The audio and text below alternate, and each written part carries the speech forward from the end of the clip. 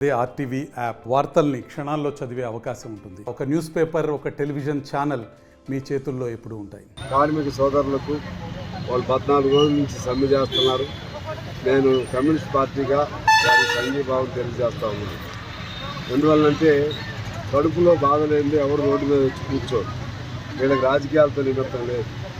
వాళ్ళ సమస్యల పరిష్కారం కోసం కూర్చున్నారు. అందువలన ప్రభుత్వం ఖచ్చితంగా వీళ్ళని పిలిపించుకోవాలి. పిలిపించుకుని వాళ్ళ బాధలేంటో వినాలి. విని సాధ్యమైన మేరకు పరిష్కారం చేయాలి. ప్రధానమైనటువంటి నాకు అర్థమైన దాని ప్రకారంగా ఒక దశలో ఈ బతుకమ్మ చీరలు లేని కాలంలో ప్రైవేటు నేతలు కూడా ఉండేవి. ప్రైవేటుగా కూడా బట్టలు నేసేవాళ్ళు. తర్వాత దీని మీద ఫోకస్ పెట్టేసరికి అది బయట రాష్ట్రాల వాళ్ళు వచ్చి ఆ ప్రైవేటుగా వీళ్ళు బట్టని నేత నేసే అవకాశం, ఆ బట్ట ఇప్పుడు ఇతర సూరత్ అటువంటి వాళ్ళు వచ్చిన తర్వాత వాళ్ళతో పోటీ పడే అవకాశం లేకుండా పోయింది. అందువల్ల వీళ్ళు కేవలం ఆధారం ఇప్పుడు ఈ రాష్ట్రం పైనే ఆధారం ఉంది.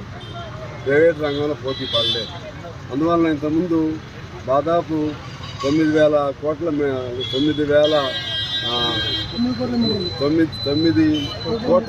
9 కోట్ల మీటర్స్ వీళ్ళు తయారు చేసేవాళ్ళు.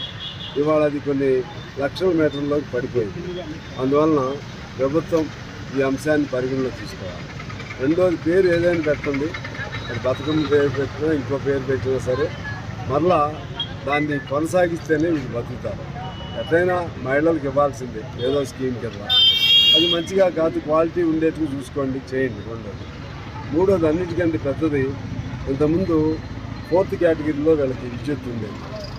పవర్ లూమ్స్కి 4th కేటగిరీ అంటే అది చేనేత కింద దిగువ స్థాయిలో ఉండేది. దాన్ని 3rd కేటగిరీలోకి తీసుకొచ్చారు. అంటే పరిశ్రమలలాగా 4th కేటగిరీలో ఉన్నప్పుడు యూనిట్ 4 రూపాయలు ఉండేది. అదేవిధంగా 2 రూపాయలు సబ్సిడీ ఇచ్చారు. ఇప్పుడు 3rd కేటగిరీలో తీసుకురావటం వల్ల యూనిట్ 8 రూపాయలు అయింది, సబ్సిడీ లేదు. దీంతో ఇంకా వీళ్ళు కుదేలైపోయారు.